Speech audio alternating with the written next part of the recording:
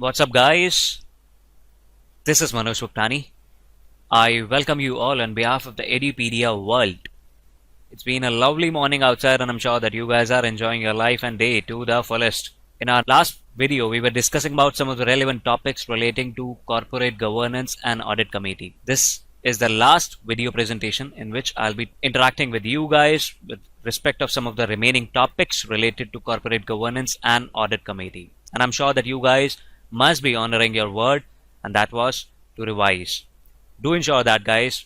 So let's mark the beginning of this particular presentation with head start with the first topic of the day, and that will be this topic will help you in understanding about the kind of general structure of that report which needs to be done in respect of any of the corporate governance under clause 49 subclause 6. What is that structure? Many students usually ask me, sir, what is that good structure? Okay, like since the time you have been studying at your school, you must have got into fix about many of the times that what kind of a thing that we need to implement while we provide some of the good reports, be it your examination report, be it about your annual report, or be it about many other things. So there is usually a set standard format which is usually being provided in order to ensure that you cover up each and everything and in the best presentable manner. So here's the list for you, that is about the suggested list of the items that needs to be included in the report on corporate governance as far as their annual report on the companies is concerned. So what's that suggested list? How you should present your report on the corporate governance in the annual report of the companies. Number one, you should start your report with preamble. Okay, so now many people usually ask me, sir, what does preamble basically mean? So go back in respect of your memory. Okay, you'll get to recognize one thing, that when you started studying, usually in history, you used to hear about this word preamble. Okay, I'm talking about something in relation to the constitution of our nation. Preamble is that same thing, guys. So if I'm talking about the constitution, preamble will provide you the kind of brief statement about the country's philosophy, their code, there's something related to their the country's history. Similarly, on the same format, here the preamble also means the same thing. All you need to understand is, whereas I was talking about something related to constitution, now we are doing something in relation to the companies. So you should start your report on corporate governance with preamble. Preamble, in that you'll provide them the brief statement about the company's philosophy on the code of governance, their corporate governance. What do they feel about the same thing? Number one. Number two, their board of directors. So how many directors are there? What is their composition? Their category of directors, whether they are promoters, they are executives, they are non-executives, they are independent, they are non-independent, or they are nominated director. So all these things needs to be presented under the board of directors segment. Their attendance of each director in their board meetings, when was their last AGM being held, what are the number of other board and the board committees in which the directors are members and chairpersons, number of board meetings which are held, date of all those board meetings. All these things will be covered under board of directors. That should be number two. Number three will be the audit committee. So you can provide your brief description about the terms of their reference, the composition of the audit committee, who all are the members of the same, name of their members, who is the chairman, what's the age of the chairman, under what are the companies the same chairman is being appointed as again the chairman for some other audit committee, the meetings, their attendance during the year. All these things can be presented under the audit committee. Moving on to remuneration committee. So in remuneration committee, you can provide the brief description about the terms of the reference in relation to the remuneration committee, what about their composition, who all are the members of that remuneration committee, name of the chairperson, meetings and the kind of attendance during the year, how many meetings have been conducted in respect of that remuneration committee, and how many people were there being attending the same, what all are the remuneration policy for any of the company, details of the remuneration to all the directors as per the format to the main report. All these things can be provided for under remuneration committee. Then comes the shareholders committee. Okay, so name of all the directors, non-executive directors who are heading the committee, name and the designation of the compliance officer who is being taking care of the compliance, a number of the shareholders complaints that have received so far, Like there could be many of the shareholders who are just not satisfied with the company and it's working. So the number of shareholders complained which have received so far, number of the complaints that are still not resolved to the satisfaction of the shareholders, number of the pending complaints, all these things can be covered under shareholders committee. Now moving on to the general body meetings. So you can provide for about the location, the time where the last three AGMs were held, whether any kind of special resolutions were passed in the previous three AGMs or not, whether any kind of special resolution was passed last year or this year through postal ballot, what were the details about their voting pattern, the persons who have conducted the postal ballot exercise, procedure for that postal ballot, whether any special resolution was proposed to be conducted through that postal ballot, all these things can be covered under the general board meetings. And then moving on to the disclosures. So you can disclose what? You can disclose about any kind of materially significant related party transactions that may have the potential to conflict with the interests of the company at large. You can provide for the details of non-compliance by the company, the penalties, structures that have been like imposed on the company by stock exchange, about from any of the statutory authority, about in relation to the capital markets. You can provide for them. Then you can check out and disclose about the whistleblower policy, the affirmation that no personnel has been denied access to the audit committee. You can provide for the details of the compliance with relation to mandatory requirements and adoption of any of the non-mandatory requirements if in case any. This can be disclosed under disclosures. Then you can move to the second last point. That will be the means of communication. So what will be your means of communication while you present your suggested list of items, okay, with respect to your report on the corporate governance? Number one, the quarterly results. Number two, the newspapers wherein results can be normally published.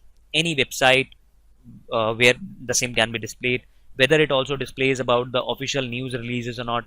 Any kind of presentations that may have been made with relation to the institutional investors or analysts, that can be provided for. And lastly, you can conclude your structure of that report with the general shareholder information about what?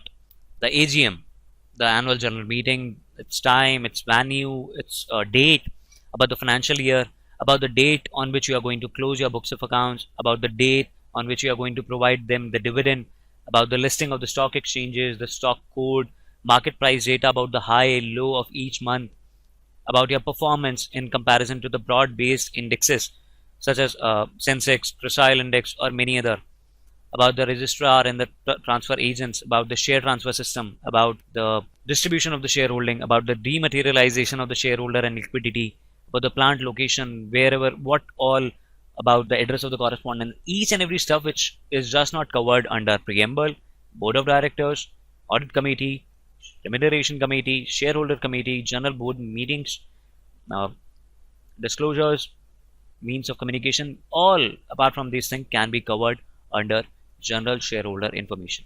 So this is how you can present as to what should be your structure while you report on the corporate governance. I hope you guys got a complete clarity as to what will be included, what should be included if you want to provide for a good report, a decent report on corporate governance. Shall we proceed further, guys? Perfect. Let's move towards this second last topic of this presentation. Now, this is something with relation to the general duties. Okay, general duties of an auditor in relation to the certification of compliance. So let's understand about those general duties of an auditor in respect of this certification of compliance. Number one, responsibility of management. This is something which you need to be aware of as an auditor. Okay, what is your responsibility and what is the responsibility of management? So the management is first of all responsible about what?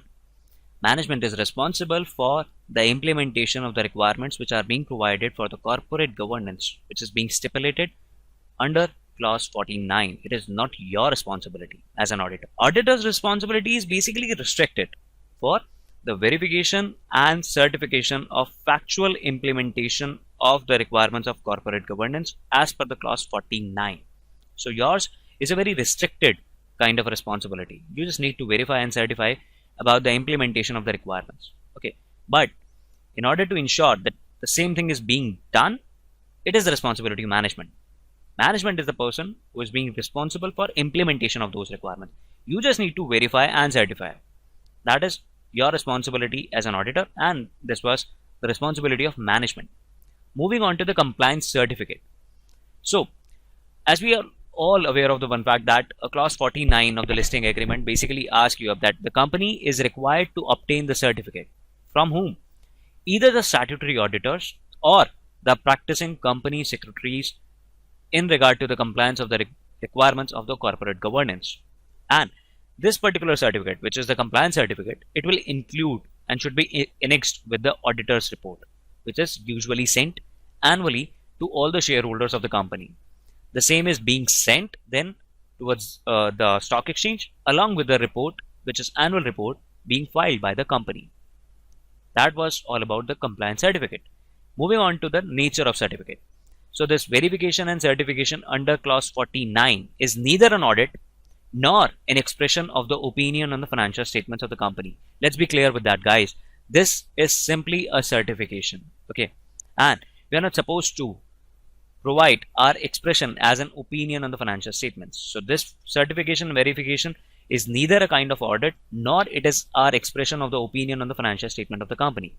The certificate from the auditor on compliance of the requirements of corporate governance is neither an assurance as to the future viability of the company nor the efficiency or effectiveness with which management has conducted the affairs of the company. We are just providing the certification of the compliance of corporate governance. That's it.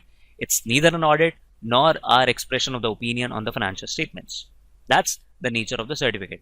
And finally, our professional duties. So in certification of the compliance requirement of the corporate governance, we and as auditors, first of all, we should comply with the code of ethics which are being issued by our very respected and dear the Institute of Chartered Accountants of India. And second, we as an auditor should apply what? The standards on auditing to the extent they are relevant. We should conduct the verification in accordance with the guidance note which is being issued by ICAI. We should also document the matters which are important, extremely important in providing the evidences to support the certificate of factual findings in accordance with the standards on auditing. And we should also consider obtaining the management representations, the written representations on conditions of corporate governance in accordance with the standard of auditing wherever possible. These are our professional duties. I just hope that I was able to provide you and enlighten you up with the kind of general duties of an auditor in relation to the certification of compliance. Perfect, guys. Are we all clear with that? Cool. Shall we proceed further? Let's go. Perfect. The last topic of the day, and that will be about the few situations. You need to understand this thing, which is extremely important.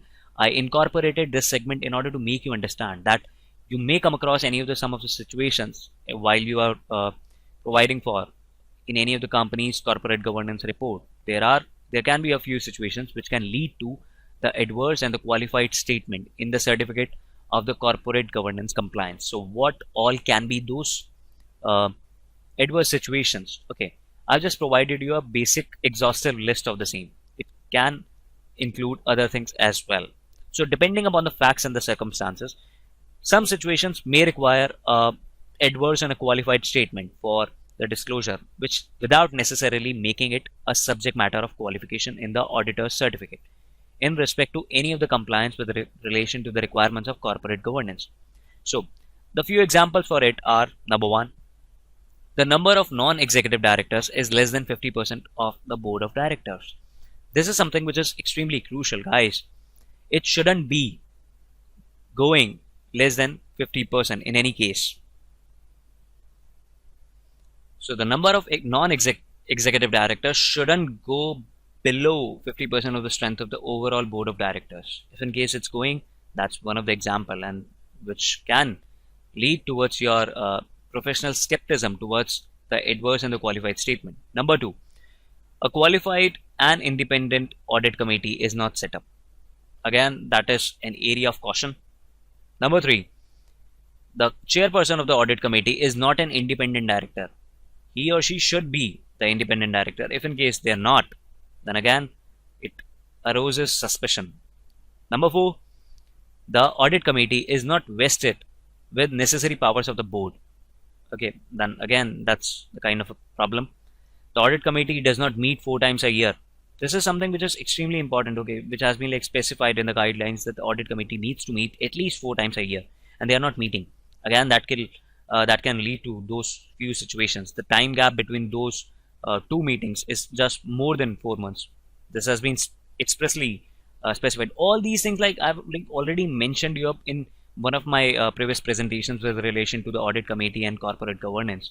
So these are the same points, but I'm just referring to you here. Why? Because these are the points, if in case they are not met or not complied with, that can relate and result in the few situations in arising of those situations which can lead to adverse and the qualified statement. Moving on to, the director is a member of more than 10 committees across all the companies in which he is a director. The power of the share transfer is just not delegated to an officer, committee, registrar, or the share transfer agents. All these are the few situations which can lead to the adverse and qualified statement in the certificate of corporate governance compliance. I'm sure that I was able to provide you a brief situations on the same and provided you a better understanding and clarity with respect to these aspects. So with this, I conclude my chapter with respect to the corporate governance and audit committee. I'm sure that you guys must have liked it up, the kind of things, the way we made you understand this topic. I'm sure that you guys got the complete clarity on each and every kind of aspect with relation to this chapter. Perfect, guys. If in case you've got each and every kind of understanding, all we expect out of you is that you need to revise your topic. Okay, this is something which is extremely important for you, to revise your topic. That I again and again say that. Perfect. I'll be concluding my video with a dose of motivation, and that will be, the greater the obstacle, the more glory in achieving it. Moliere was the person who quoted this beautiful quote. So if in case you are facing any of the obstacle, don't worry. God is seeing that, okay, and you'll get that great glory once you clear up that obstacle, that problem in your life. Perfect, guys. I'll say thank you on behalf of the Edupedia world. Keep interacting via questions, queries in YouTube comment boxes. We love to have you here while you respond to each and every kind of comment. Perfect. Stay connected. That will help us in understanding your needs way better. And if in case you have liked our video, do give us a thumbs up and positive feedback, so that this will help us in providing you some better and bigger videos for your better future. Perfect, guys. With this, I'll see you in the next presentation with some new exciting topic, marking the beginning of the same. Till then, sayonara, God bless you all.